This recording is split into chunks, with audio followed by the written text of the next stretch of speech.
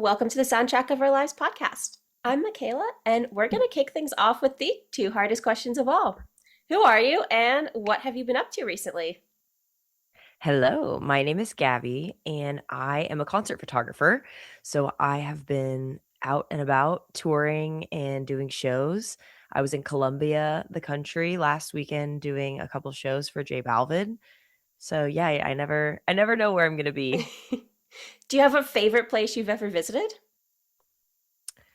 Oh my gosh, that's so hard. We last summer we toured in Japan and Vietnam, and that was incredible. That's very cool. Who was that one Yeah. with?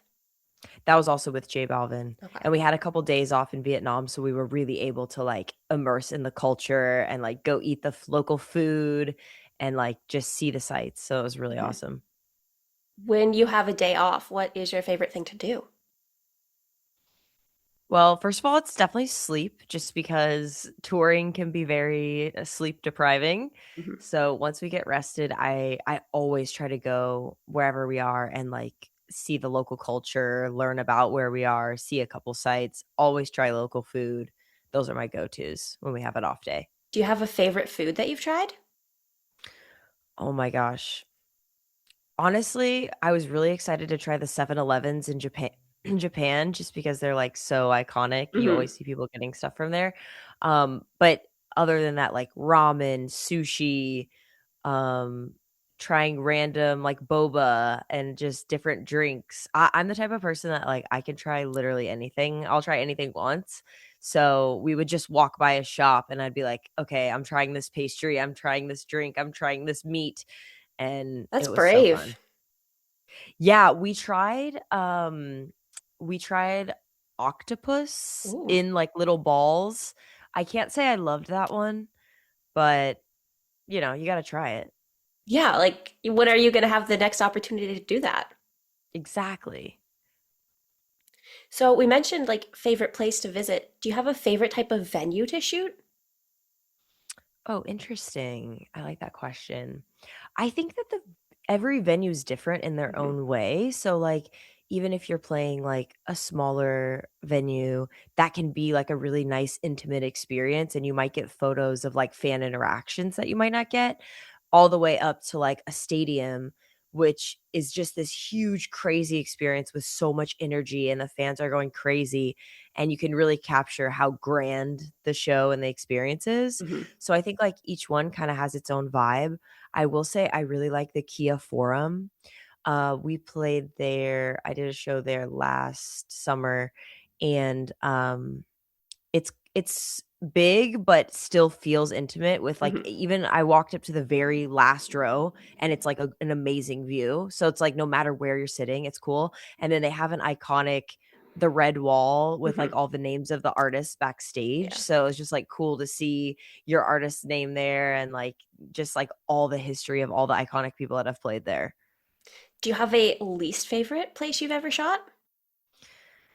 Um, I mean, I've definitely had festivals or venues that didn't go super great. Hmm. I did one recently where it was a smaller venue. They aren't used to having bigger acts come through. Gotcha. They didn't have a dedicated photo pit. Mm. And so I was actually just standing in the fan VIP area near like some stairs and so I was like trying to literally get my shots as people were walking up and down the stairs and like crossing across me.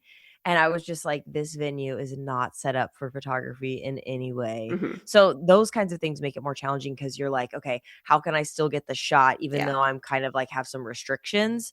But then there's other venues that are like totally perfect. You can move around everywhere. It's easy to get on stage into the photo pit. And then that just like kind of opens your creativity because you can be like, okay, I can do anything. I can play with a lot in this hour and a half show. So, it is fun that it's always kinda different and always kind of a new challenge. Hmm. What is the first thing you do when you get to a new venue? I think when I first get to a new venue, I will go set up all my gear. So, that's like finding a table, finding a little spot, getting my laptop set up, getting my external hard drive set up, charging camera gear if I need to do that, getting I have, like, a little vest I like to wear that has pockets for, like, batteries and memory cards, kinda get myself set up, and then I'll go check out the venue and be like, "Okay, how do I get on stage? How do I get to the photo pit? How do I get to the stands? Do I Hmm. need to introduce myself to, like, the stage manager or local security so they know that I have access to be going to these places throughout the Right. show?" Kinda get my bearings, and then I'll feel, like, set up for the day. Hmm. Yeah, and it's hard when, the local security doesn't know who you are.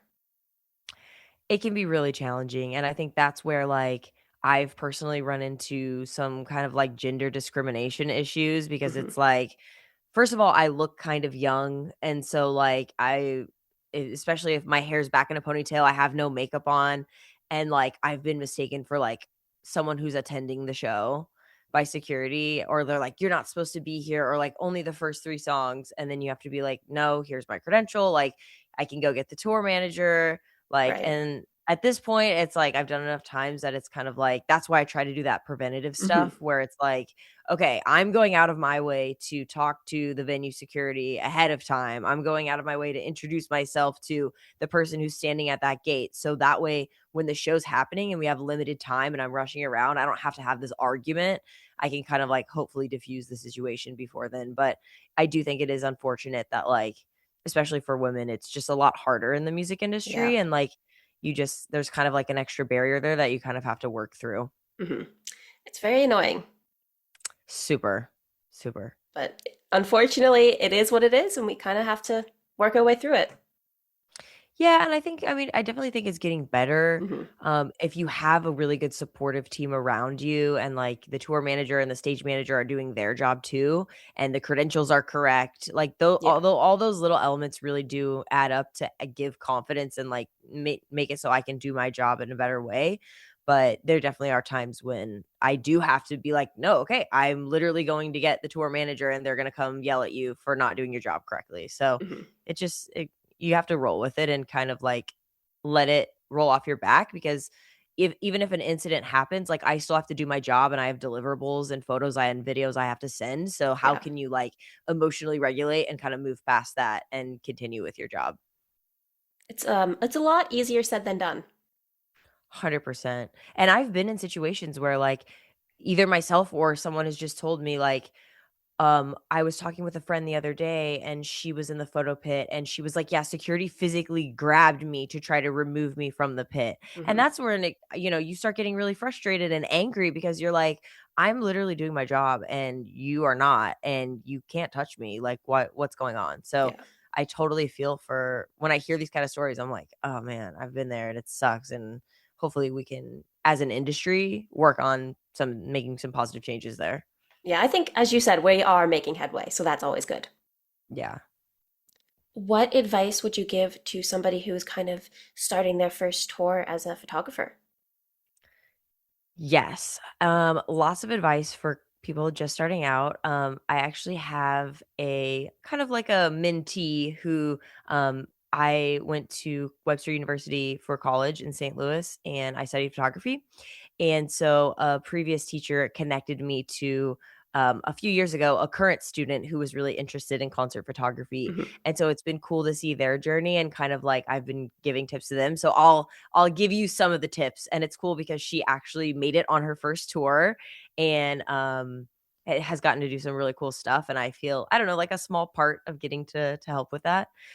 So yeah, questions that she had were like, what's a day rate versus a weekly rate on tour? Like, how do I charge for this? Hmm.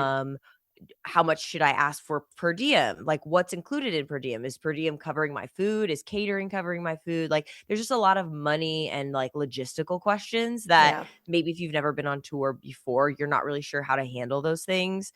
Like, if you're getting a hotel room, do you get your own room or do you get it shared? If you're on the bus, like, what are the rules surrounding the bus? Like, I think there's a lot of, like, cultural touring things that Hmm. you kind of have to, like, go through, and it does change per group.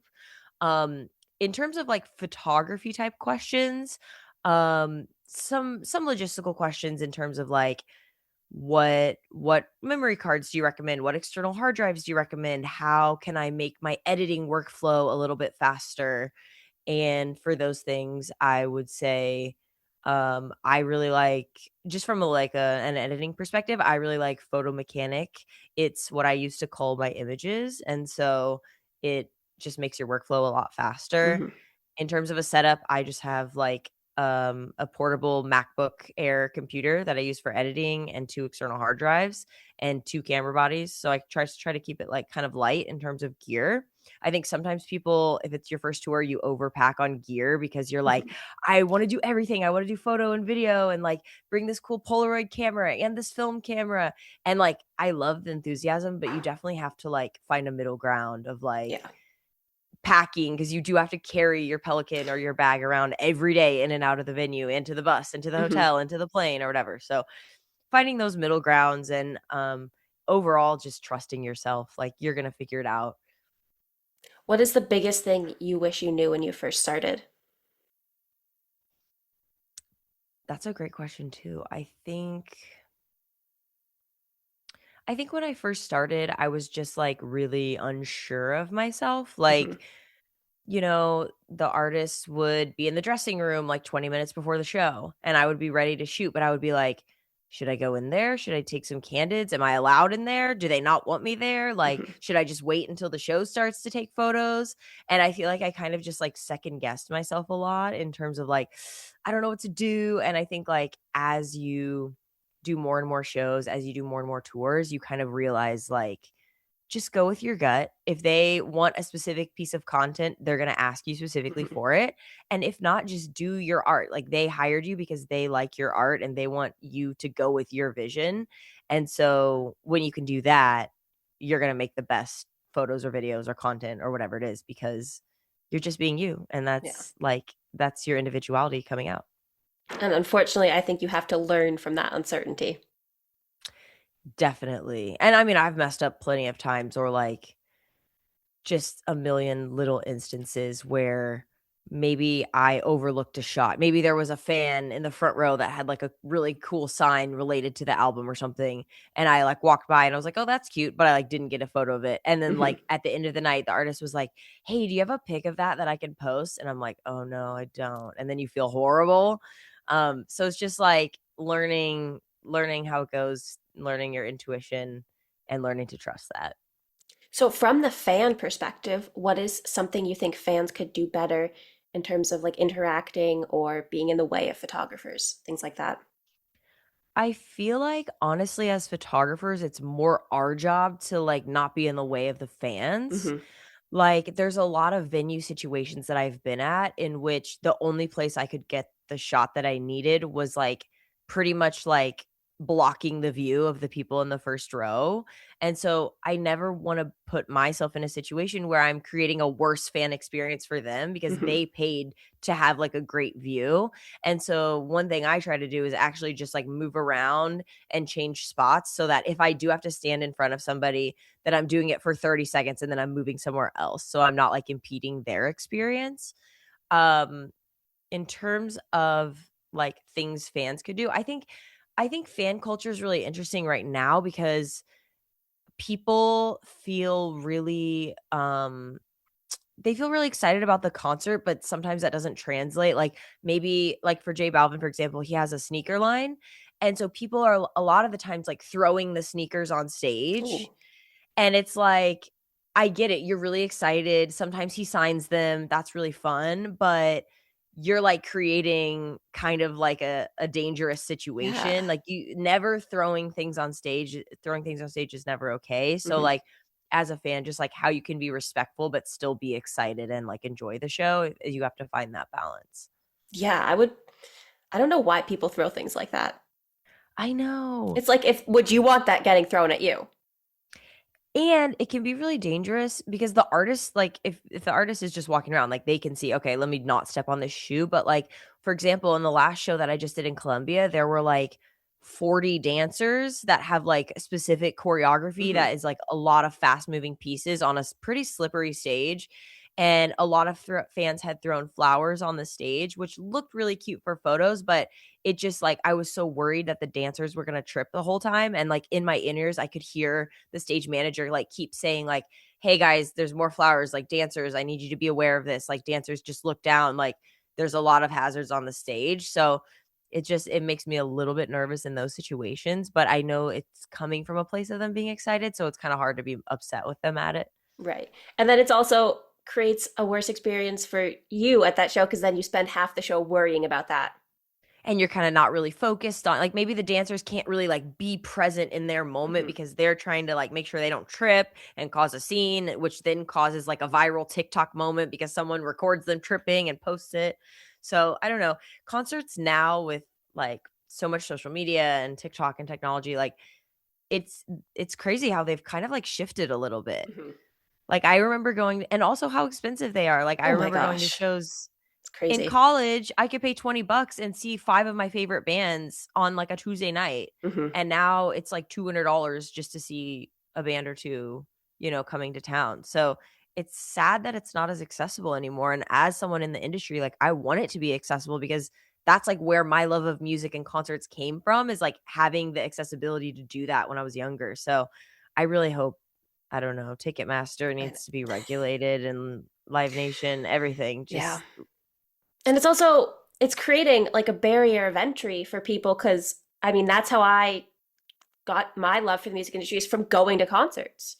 So, the future little photographers, stage managers, tour artists, even singers, they might not have that same experience that we did. So they might not see, oh, I could do this as a job. totally, and I think, like, there also is, like, a stigma with bigger concerts, like the Eras Tour and things like that, where it's like, you feel like you have to, like, buy a new outfit, like, DIY a whole costume, buy an expensive ticket. Like, I feel like it's become this, like, major event or, like, Hmm. for example, Harry Styles, like, people have to go to the Harryween show on Halloween, Yep. and I just think it's robbing in the entire music industry of, like you're saying, like, young people just having this experience where they can just feel free to go be themselves and experience this really cool collective group experience of live music without all these like societal expectations. So, Hmm. I don't know, it's going to be really interesting to see like where it trends if we kind Right. of have like a returning to like the smaller venues Hmm. and like grassroots and independent artists doing their own tours without labels and stuff like that.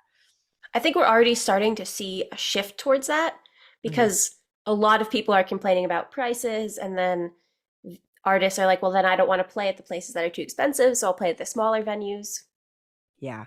And I mean I think there are some easy fixes like okay, tickets can't be resold for more than what they were originally sold for on face Hmm. value.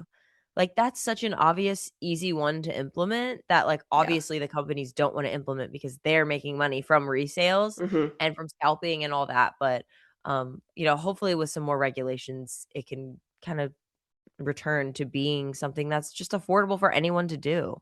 Yeah. We'll see what happens. Mhm. For sure. I feel like it's one of the more unique industries in the way that you kind of, as a young person, like kind of buy your way in a way because you're buying all the concert tickets.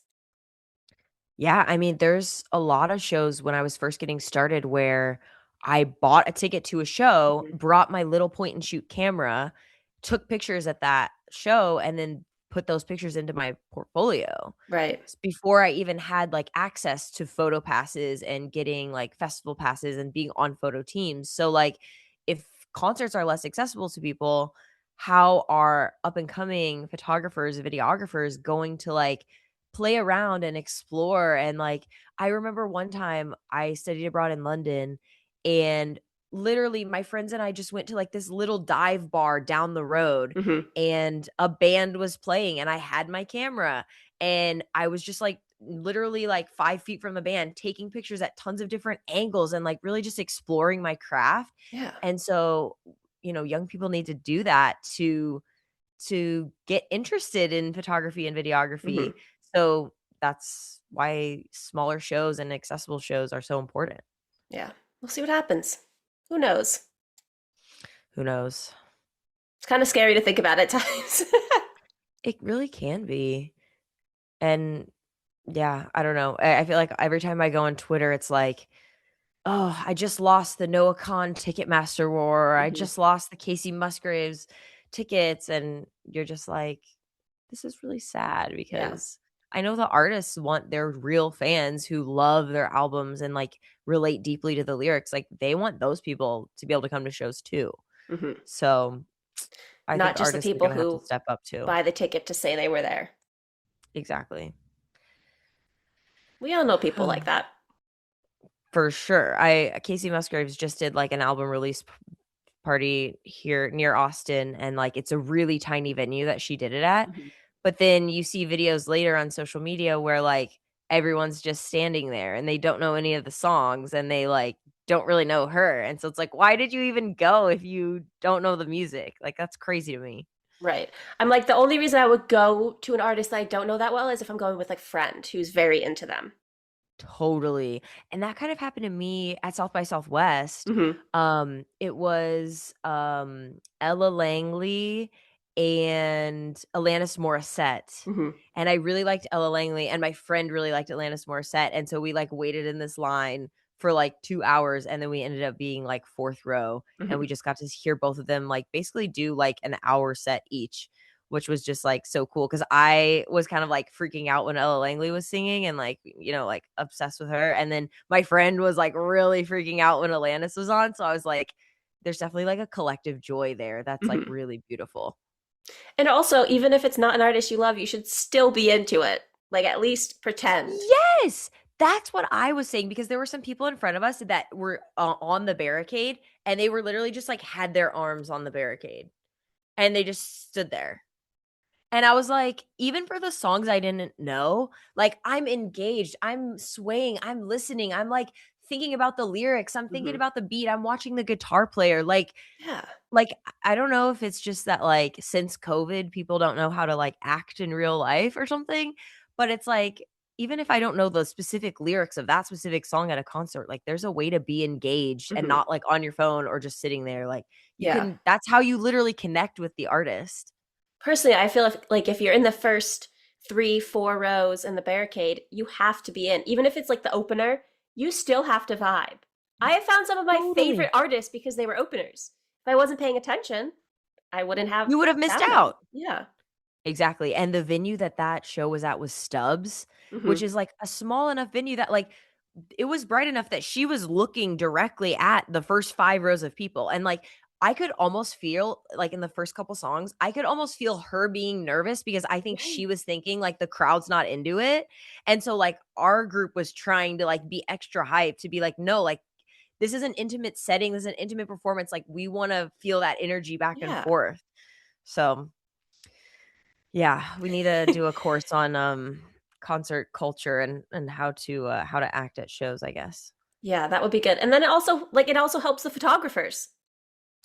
Totally, because I've had shows where I've been the photographer and everyone's just standing there or they're on their phone or they're chatting with their friends during the show, Hmm. and I'm like, I can't there's, like, no good fan photos from that. Like, I'm like, yeah, it definitely helps for content if the fans are locked in and they look really excited and they're watching the show and they have posters and they're cheering and they're singing along. Like all of those are such beautiful connection moments to get to photograph.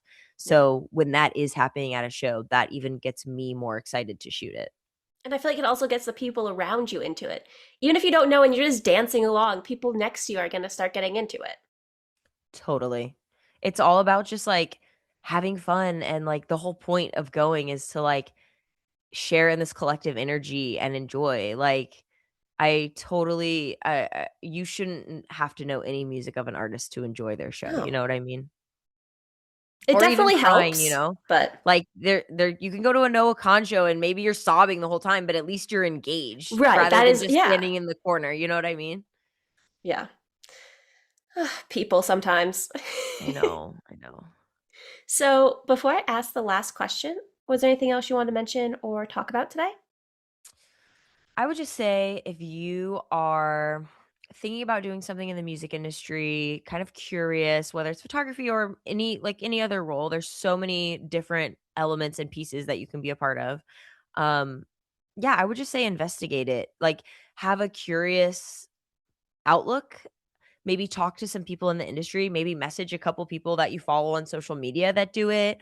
Watch some YouTube videos, get some tips, try it out.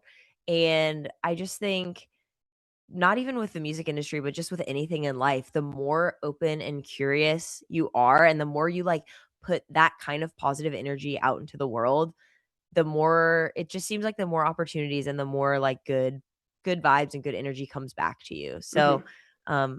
yeah, if you're curious, I'd say go for it. That's great advice. Thanks. So, our last question is, what is the soundtrack of your life? I know this is such a hard question, honestly. Like, I feel like music is so important to me, like, ever since I was literally, like, 13 listening to Taylor Swift up Hmm. until now. But I would say if I had to pick, like, one specific album, do people pick a song or an album? People pick everything. People pick everything. I would say the 1975 self-titled album. Okay. Like, that's just, like, I I've played it through so many different phases of my life. Like, I've been a teenager seeing them at Lollapalooza at my first music festival ever. I've, you know, gone up, grown up, moved to New York, and I'm, like, in my apartment alone, like, "Oh my god, I'm, like, an adult now," playing their music and stuff. So, yeah, that album has just been with me, like, through everything. I'm glad that you have an album that's that important to Oh my gosh, I have, like, 30 albums that are that important to you. me. Like, I could name, like, a whole list right now. That's just why I love music. Like, I just feel like lyrically and sonically, there's so many things about music. It can, like, change your mood, it can, like, Yeah. improve your mood, it can, like, be there for you when you're having, like, a horrible day and you just need to, like, cry it out in the shower to, like, a sad song. Like, Hmm. I just think music is so powerful that, like, I want people to utilize that and enjoy it. Yeah. So, for all of our listeners who want to stay updated on you, see your work, where can they find you? Yes, you can find me. My handle is at Gaby Deimeke, GabyDeimeke on Instagram, TikTok, YouTube. I post lots of like photography tutorials and I post a lot of my concert photography. And then my website is just GabyDeimeke.com. So yeah, that's where they can check me out. Awesome. Well, thank you so much for taking the time to chat with me today. Thank you. This was so fun. So, have a nice rest of your day. You too.